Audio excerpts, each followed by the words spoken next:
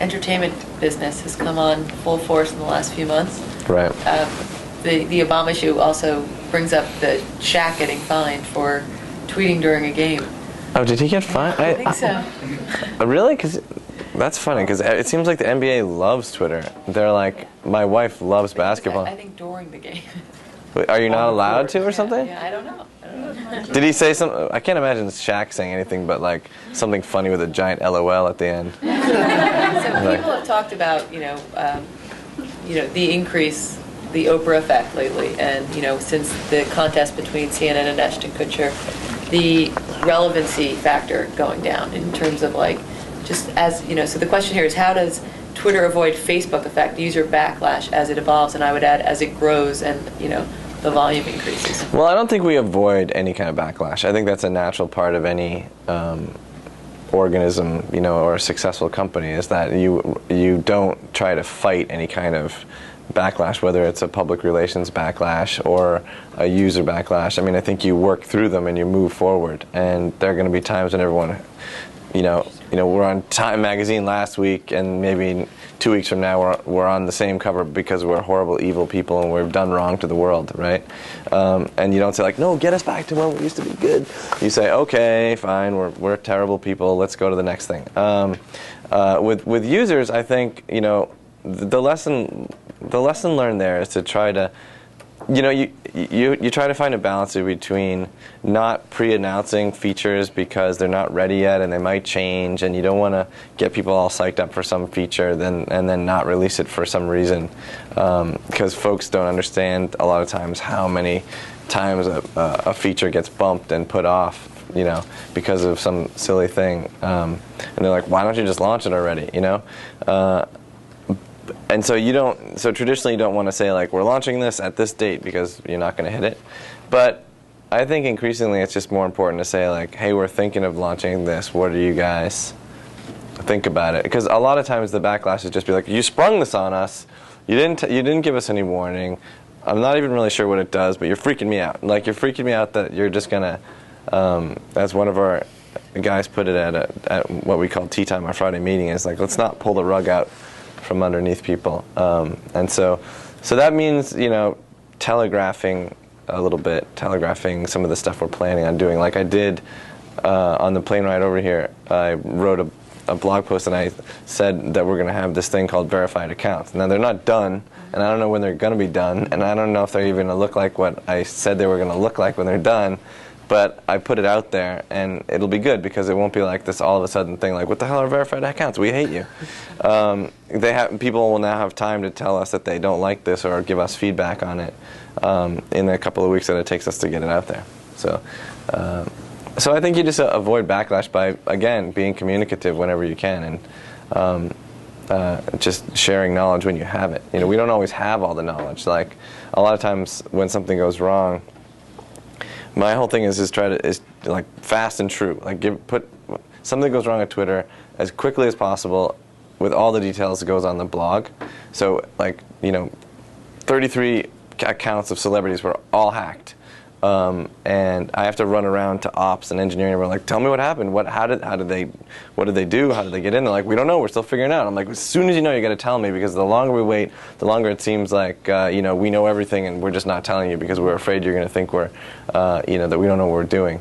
So a lot of times within 33 minutes, I'll be able to be okay, these are the accounts. They were all locked down. This is what we did, and this is what we're going to do to prevent it in the future. That kind of stuff. So I think it just comes down to being as communicative as possible and not getting lazy about that if you have the information.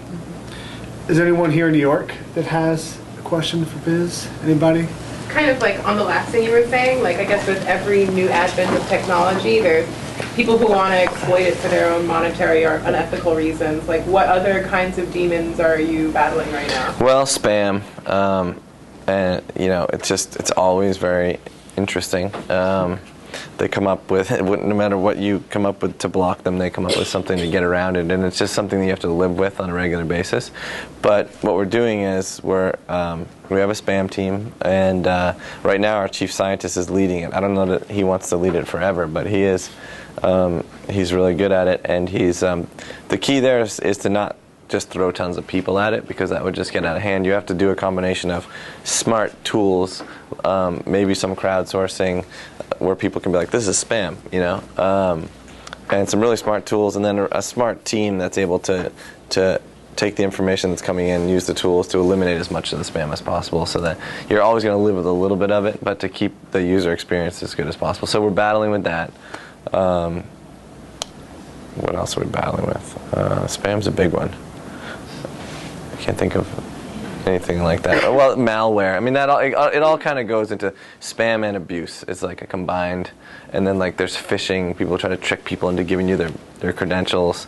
Yeah. And what we try to do is work on all of that at once and try to talk to our friends at social networks and other places around San Francisco. Like, what are you guys doing, and how can we work together to report the bad guys together? Google's really good about that. They have sort of a central repository of like, these are the bad guys, and you can add to it.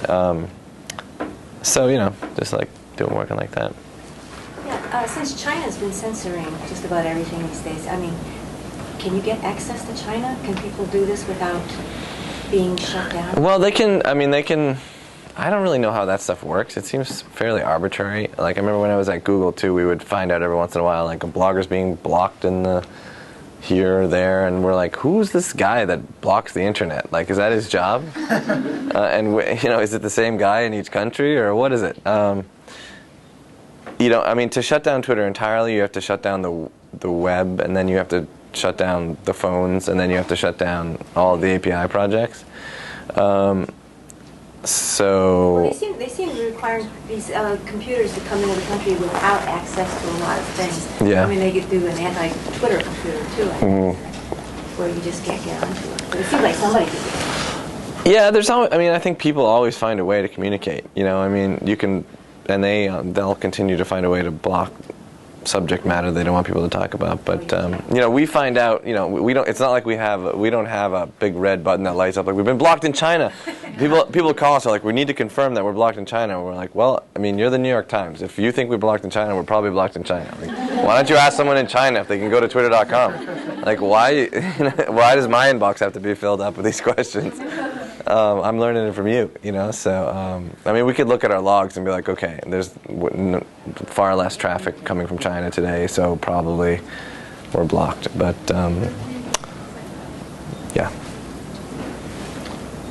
I'm just curious to know how you felt, maybe how the other co-founders felt when Facebook unveiled the new Facebook, and it was just like Twitter, which like constant status update. It looked familiar. It was, you know, comfortably familiar. You know, I think one aspect for us was that, like, there were such huge fans of those guys, and I think that a lot of the folks in our office use that service and really dig it. And so I think part of us were like, we are really onto something here. These guys have hundreds of millions of users, and they're like, no, it should be Twitter. It should be more like Twitter. And we were like, wow, like, that's what we think too. Like, but I think, you know, one of the key things, and that's a larger question of sort of how do we view the competitive landscape, and what are we worried about, and how are we dealing with it, and that sort of thing. And I think, I remember when I was working at Google, Eric Schmidt, somebody at one of those TGIFs, someone stood up, and it was early enough on that there were still people were like, what are we going to do about Microsoft and Yahoo? And like, how they're going to be like, Yahoo just said they have a bigger index than us, and Microsoft announced some kind of crazy new technology that they're going to beat us with, and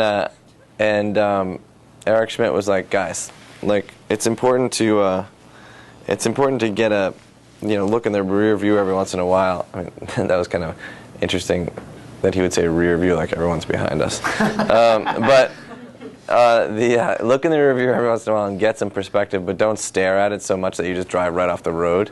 And I don't know if I'd use the rear view analogy, but I think the idea is that you keep an eye on what other folks are doing, and you focus, you know, 99% of your time on what you're doing and what you're focused on, which is a very simple Twitter experience, increasing the value of the experience and nourishing the ecosystem more and more and more.